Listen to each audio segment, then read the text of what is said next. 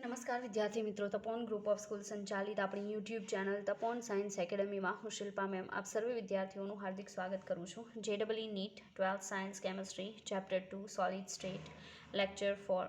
चलो last video lecture अंदर याद हो तो आपणे एकम कोष जे छे एनी बात करता था। हमें नॉर्मली सॉलिड स्टेट एमां पण क्रिस्टलाइन कंपाउंड कोई आपणी पासे छे इन केस तो एनी अंदर आपणने कोई चोक्कस स्फटिक रचना ब्रेविस लैटिस जोवा मळशे। ओके, मीन्स के अंदर रहेला जे घटक कणों है ओके एनी आपने पर्टिक्युलर कोई स्पेसिफिक रचना जोवा मळशे। एंड आपणे जो बात करिए ब्रेविस लेटिसनी तो we have total 14 Bravais lattice in all types of crystalline compounds. बराबर आपणी पासे टोटल 14 ब्रेविस लेटिस है।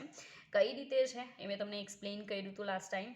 बराबर अने मुख्य ब्रेविस लेटिसनी संख्या 7 है। बराबर है कई कई तो एमां एक आवशे घन, बीजा नंबरनुं टेट्रागोनल, त्यार पछी ऑर्थोरोम्बिक, बराबर रोम्बोहेड्रल है, हेक्सागोनल, मोनोक्लिनिक, ट्राइक्लिनिक, बराबर है। तो ये बधी जे रचनाओं है मुख्य 7 प्रकारनी ब्रेविस लेटिस है।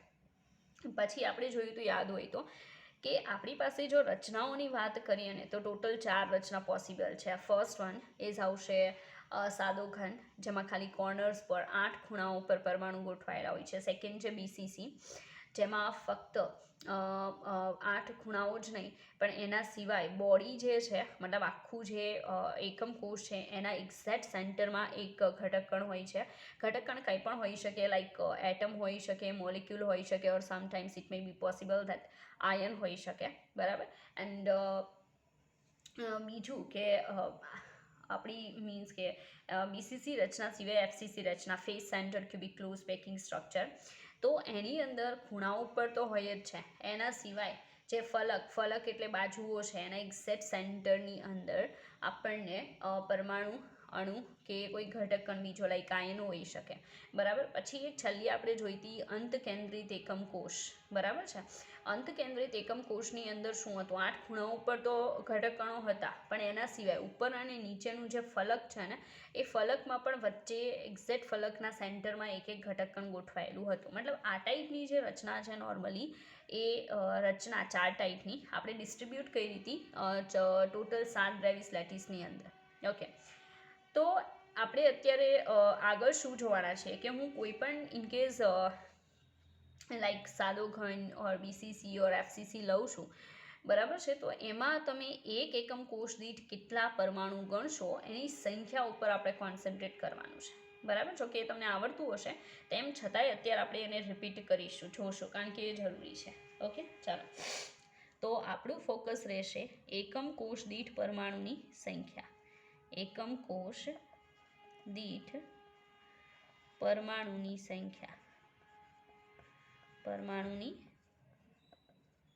संख्या रेडी चलो एना उपर आपणे अत्यारे फोकस करवाना छीए। ओके तो ध्यान आपो हाँ चलो नहीं चाले रेड थी ज काम चलावशुं। चलो एमां हूँ फर्स्ट ऑफ ऑल लेवानुं प्रीफर करीश सादो घन। बराबर हूँ आकृतिथी न समझावीश कि जेथी तमे एने समझी शको। चलो सादो घन जे छे एकदम सिंपल टाइपनुं हूँ एक एक्जाम्पल लઉં છું लाइक आ આપણું एक्जाम्पल છે। ओके तो तमे જોઈ શકો कि અત્યારે મેં આ એકમ કોષ આખો જ આપણે બનાવશું।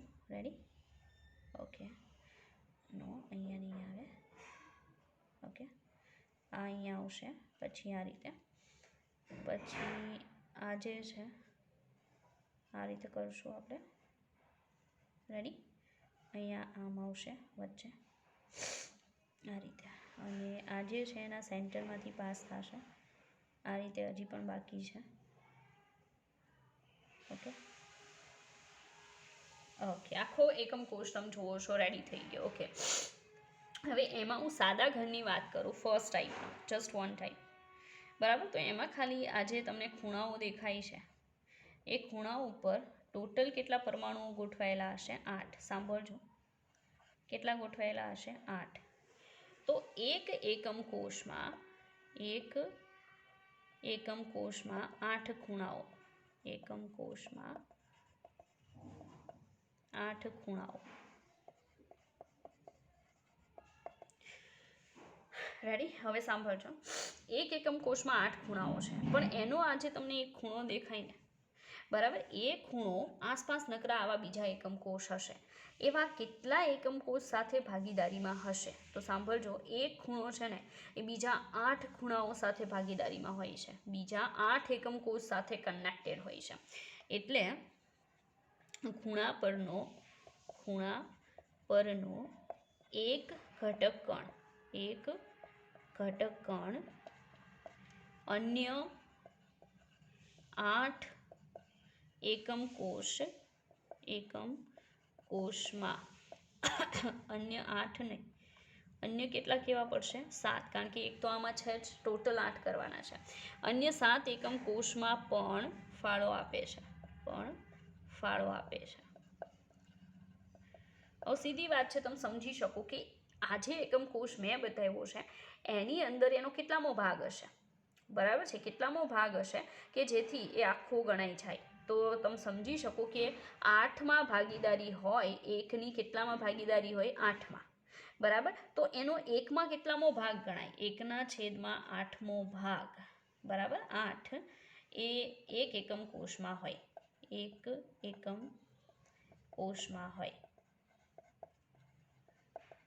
રેડી?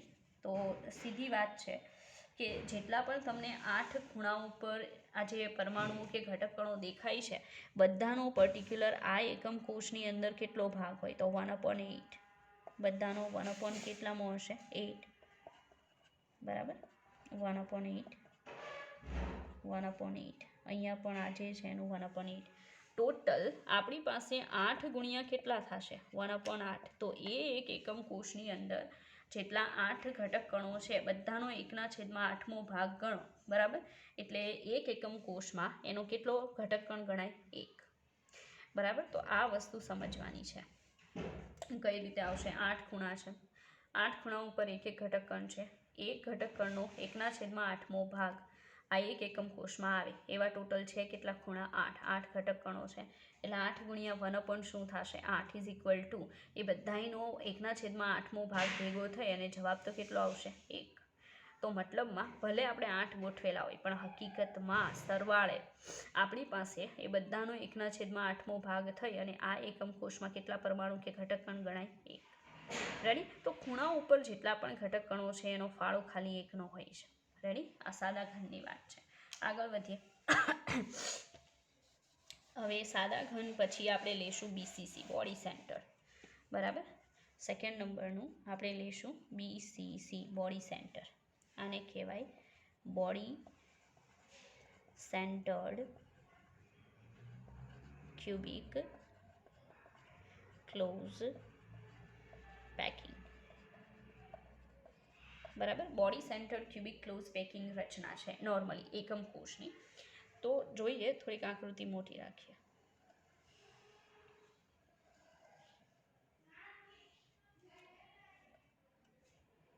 ઓકે,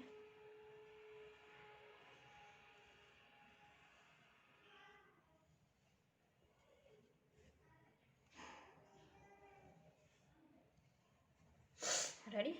તો તમે જોઈ શકો કે આની અંદર પણ હજી આપણે આ રીતે કરશું, બરાબર.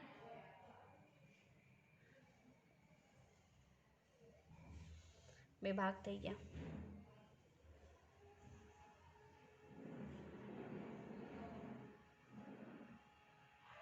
રેડી? ત્યાર પછી આ રીતે આવશે.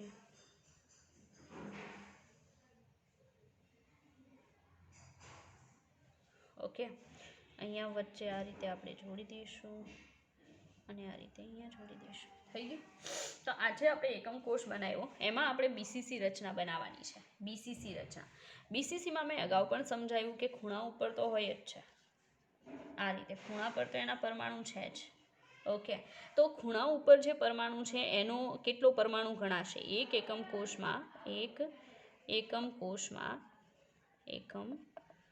કોષમાં પરમાણુ કે ઘટક કણની સંખ્યા, બરાબર. તો 8 ગુણ્યા 1/8. હવે તો ખબર પડી ગઈ, એક જ આવવાનું છે દર વખતે. હવે આખું જે બોડી છે ને એ બોડીના સેન્ટરની અંદર આ રીતે એક પરમાણુ હશે. તો એ તો કોઈ જગ્યાએ ભાગીદારીમાં હશે જ નહીં, બરાબર. એટલે એ આખો ગણવાનો. એટલે શું થશે કે આપણે એમ કહીશું કે અહીંયા કહી દો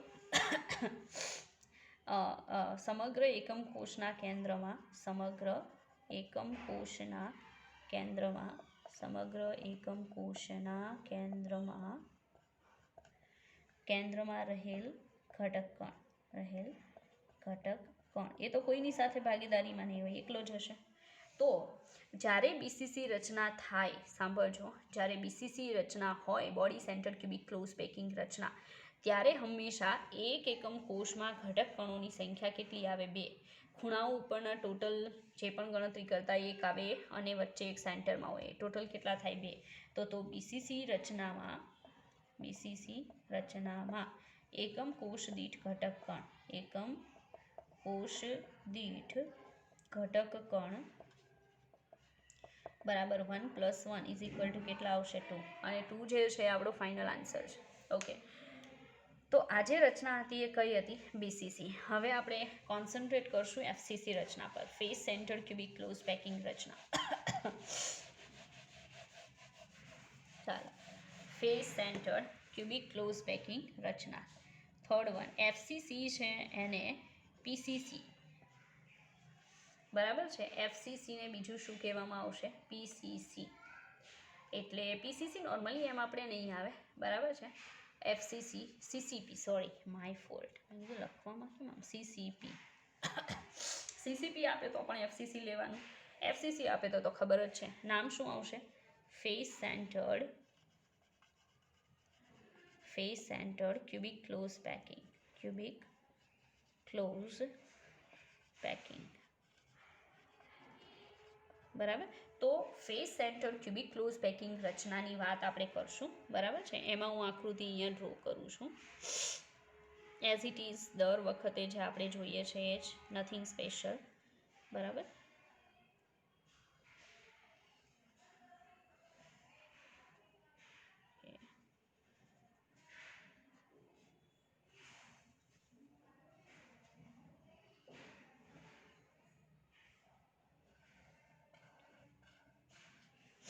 ચાલો થોડુંક આને સુધારી દો. ઓકે,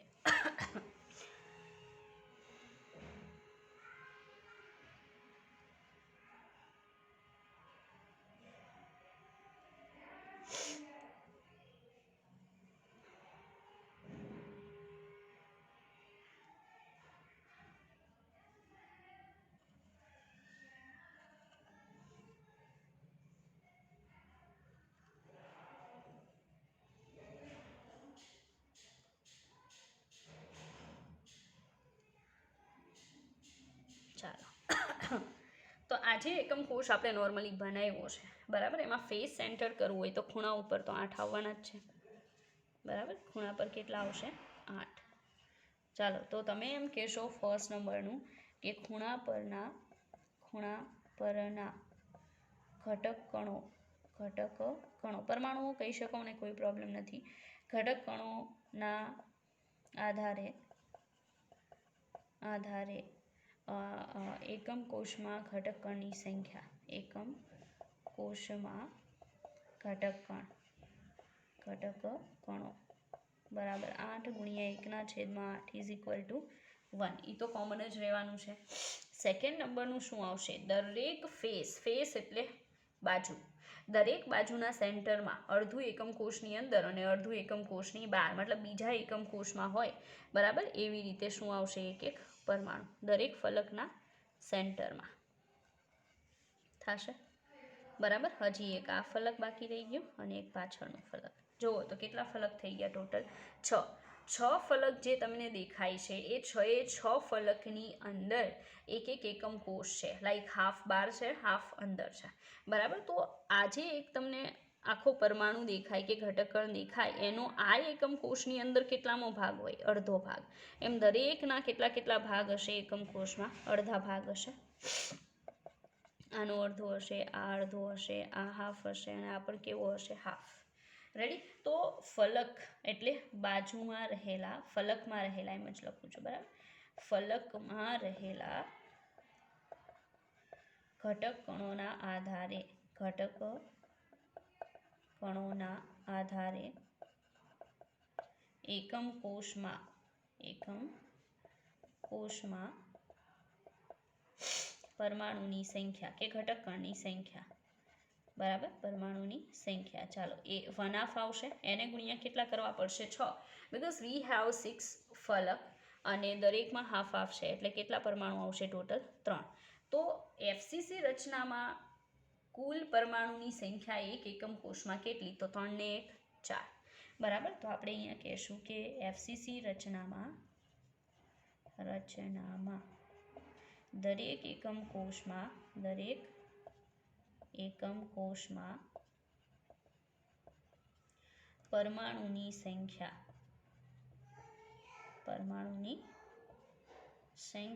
બરાબર 3 + 1 બરાબર 4. તો આ વસ્તુ તમારે બિલકુલ નથી ભૂલવાની કે એક આપણે એફસીસી, બીસીસી ઓર સાદો ઘન લઈએ તો પરમાણુની સંખ્યા કેટલી હોય. ગણતરી જે છે, ગણતરી તો નોર્મલી તમને શીખવાડી દીધી, બરાબર છે? હવે તમારે ખાલી શું જોવાનું છે? એને યાદ રાખી લેવાની છે, બરાબર છે? યાદ રાખી લેવાનું છે, બીજું કાંઈ નથી. તો હું તમને અત્યારે અહીંયા દર્શાવી દઉં છું સાઈડ પર, બરાબર? ચાલો, સાદો ઘન હોય, બરાબર? સાદો ઘન હોય તો એમાં પરમાણુ કેટલા? 1. બીસીસી રચના હોય તો કેટલા? 2. એફસીસી રચના હોય તો કેટલા? 4. હવે આપણે એન્ડ સેન્ટર્ડ લેવાનું છે, એમાં કેટલા હશે? આ આપણો ક્વેશ્ચન છે કે હું એન્ડ સેન્ટરની વાત કરું છું તો ટોટલ પરમાણુની સંખ્યા મારી પાસે કેટલી આવશે? તો મારે એન્ડ સેન્ટર બનાવવો પડશે. રેડી? જો માનો કે આ રીતે આપણે એન્ડ સેન્ટર બનાવીએ છીએ. રેડી? ચાલો.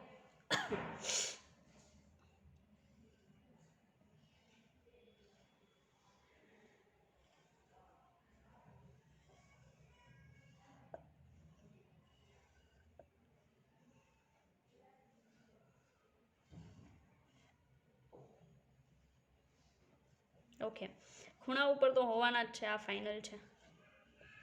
રેડી? આ બધા ખૂણા ઉપર છે, પણ ઉપર અને નીચેના ફલકના સેન્ટરમાં એક એક હોય તો એને end centred cubic close packing રચના કહેવાય. તો સીધી વાત છે કે અહીંયા હું જો ગણતરી કરીશ તો ફર્સ્ટ ઓફ ઓલ ખૂણા પરના પરમાણુઓ દ્વારા એકમ કોષમાં પરમાણુની સંખ્યા કે ઘટક કણની સંખ્યા, બરાબર? પરમાણુની સંખ્યા = 8 × 1/8 = કેટલા આવશે? 1. સેકન્ડ આવશે કે ઉપર અને નીચેના ફલક, એટલે કે ફલકમાં રહેલા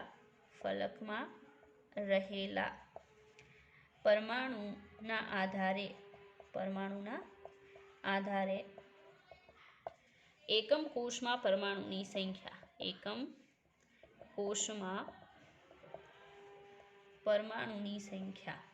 બરાબર?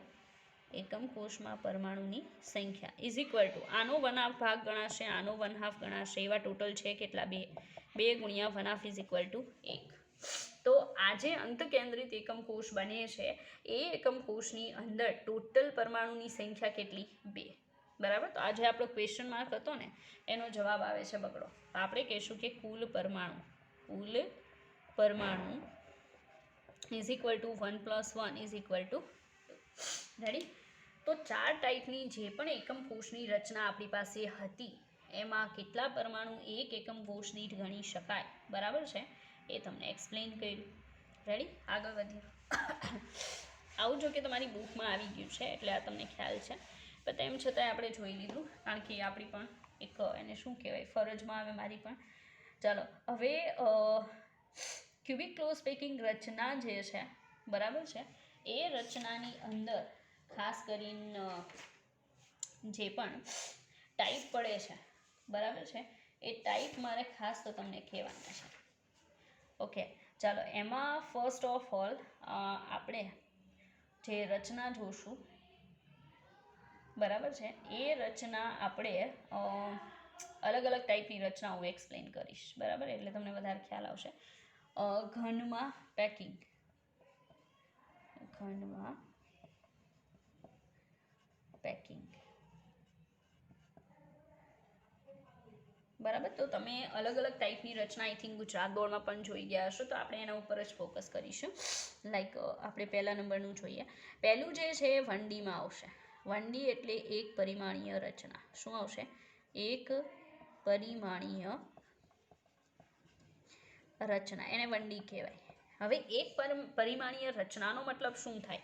ફક્ત એક અક્ષ ઉપર જ, ફક્ત એક અક્ષ પર જ પરમાણુ ગોઠવાયેલા હોય. એક અક્ષ પર જ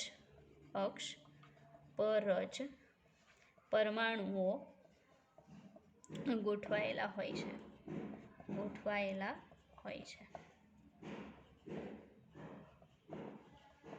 બરાબર. ખાલી એક અક્ષ ઉપર જ શું ગોઠવાયેલું હોય? પરમાણુ. લાઈક એક્ઝામ્પલ આપું, ચાલો જુઓ, પ્રોપર ધ્યાન આપવું.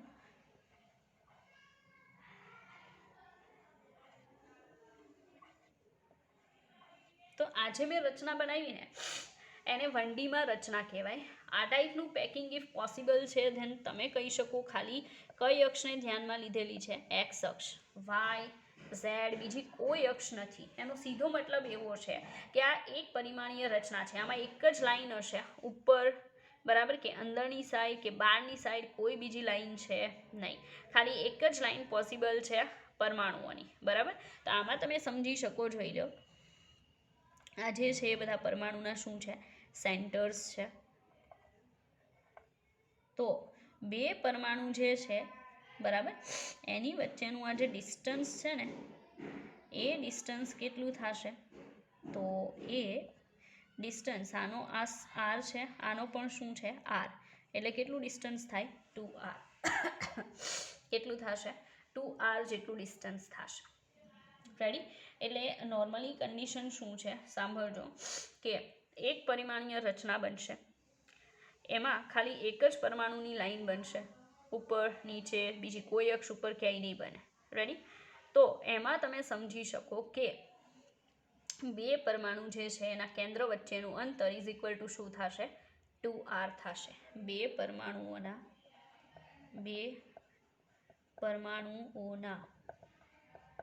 કેન્દ્રો વચ્ચેનું અંતર ઇઝ ઇક્વલ ટુ કેટલું થશે? 2r થશે. આ બધું યાદ રાખવાનું છે, સમજવાનું છે, બરાબર છે. ચાલો, તો હવે કોઈ આઈ થિંક ડિફિકલ્ટી નથી. હવે હું 1Dમાંથી 2Dમાં જઈશ, એન્ડ 2Dમાંથી એમાં જવાનું થશે 3Dમાં. એન્ડ 3D વાળું જે છે ને એ મેઇન છે, બિકોઝ તમારી બુકની અંદર આઈ થિંક તમને 3 આપેલા જ છે, બરાબર. તેમ છતાંય આપણે ફોકસ કરીશું. ચાલો, હા, મારો અહીંયા એક બીજો ક્વેશ્ચન છે, આ પણ ભૂલવો નહીં, બિકોઝ મોસ્ટ ઇમ્પોર્ટન્ટ, કે અહીંયા સવર્ગાંક કેટલો થાય છે? What is the meaning of સવર્ગાંક? જેને કોઓર્ડિનેશન નંબર્સ કહેવાય ઇંગ્લિશમાં. કોઓર્ડિનેશન નંબરનો મતલબ થાય કે એક પરમાણુ આસપાસ બીજા કેટલા પરમાણુ સાથે ટચમાં છે, બીજા કેટલા પરમાણુ સાથે કોન્ટેક્ટમાં છે, એ સંખ્યાને એનો સવર્ગાંક કહેવાય. તો જ્યારે 1D રચના હોય, બરાબર, એક પરિમાણીય રચના હોય, ત્યારે એક જ લાઈન બનશે પરમાણુની, અને તેની અંદર એક પરમાણુ બીજા કેટલા પરમાણુના સંપર્કમાં હોય? 2. તો સવર્ગાંક કેટલો આવશે? 2. આ અગત્યનું છે. તો આવી રચનામાં સવર્ગાંક ઇઝ ઇક્વલ ટુ કેટલો આવશે? 2.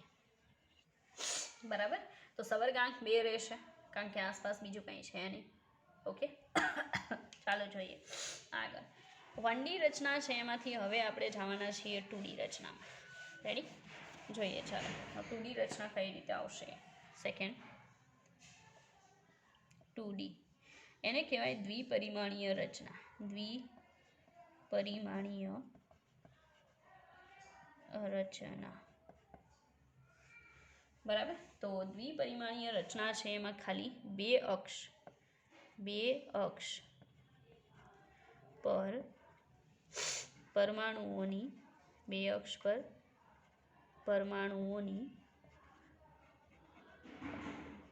શું થયેલી હોય? ગોઠવણી. રેડી? તો બે અક્ષ ઉપર પરમાણુઓ જે છે એની ગોઠવણી નોર્મલી આપણને અહીંયા જોવા મળશે. જોઈએ, ચાલો પહેલાં આ તો કરવાનું છે. આમાં પાછા પાર્ટ પડી જશે, લાઈક એ બરાબર, આ ટાઈપની રચના. સેકન્ડ જે છે આવશે એબી બરાબર, એબી ટાઈપની રચના બરાબર. તો આમાં આપણે કેટલી રચના ટોટલ જોવાની છે? 2. ફર્સ્ટ વન એ ટાઈપની રચના અને બીજી આવશે એબી. તો પહેલાં આના ઉપર ફોકસ કરીએ. હવે એમાં કઈ રીતે હશે તો તમે જોઈ શકો કે આ રીતે પરમાણુઓ જે છે એ ગોઠવાયેલા છે.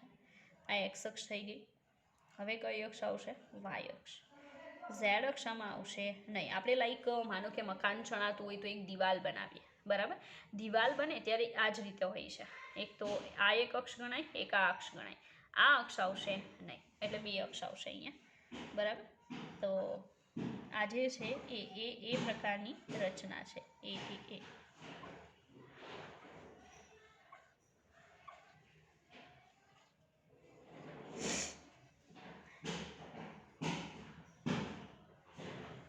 ચાલો, આ જે છે એમાં તમે જોઈ શકો એક અક્ષ આવશે એક્સ અક્ષ, અને બીજા નંબરની જે અક્ષ છે એ કઈ આવશે તો વાય અક્ષ. આમાં ઝેડ અક્ષ આવશે નહીં. રેડી? બધાના સેન્ટર બતાવીએ.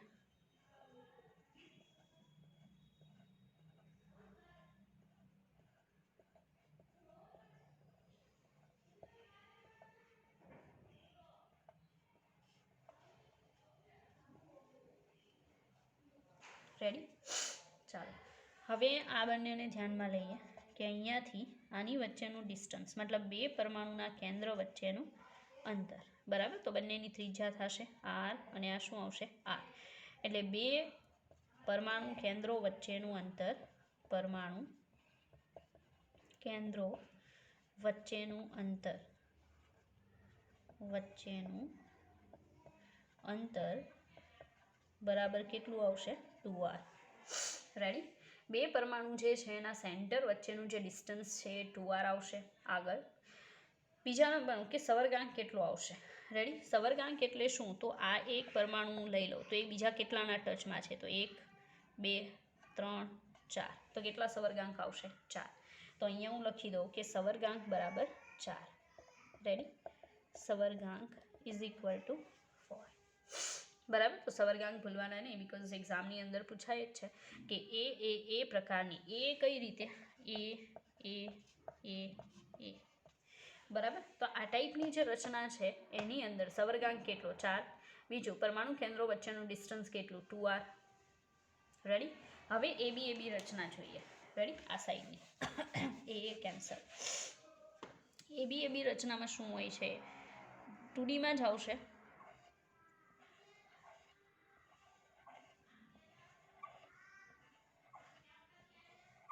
રેડી? પણ હવે અહીંયા વચ્ચે આવશે આ રીતે.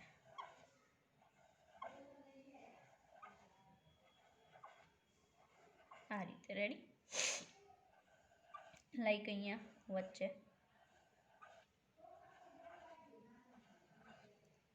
આ રીતે. ઓકે, આ એ આવશે. This one is B, this one is also A. Now here it is B. Okay,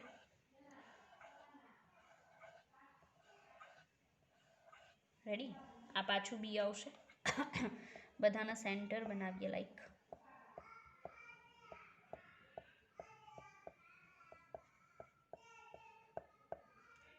centre હટીને જઈએ, બીજું કંઈક થઈ ગયું. ઓકે,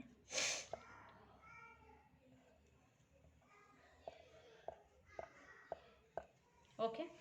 તો તમે જોઈ શકો છો કે કયા ટાઈપની રચના બનેલી છે. ધીસ વન ઇઝ એક્સ અક્ષ, અને આ ખાલી કઈ આવશે? વાય અક્ષ. વી હેવ નો ઝેડ અક્ષ, બિકોઝ આપણે કીધું હતું એમ કે રચના તો સેમ જ રહેશે બરાબર છે. એક દિવાલ જે આપણે બનાવીએ એ કે ઈંટોની જે લાઈન કરે છે એ લાઈન આમ નહીં હોય, જાડી નહીં હોય, એક જ લાઈન હશે બરાબર. તો બે અક્ષ આવશે એટલે 2D.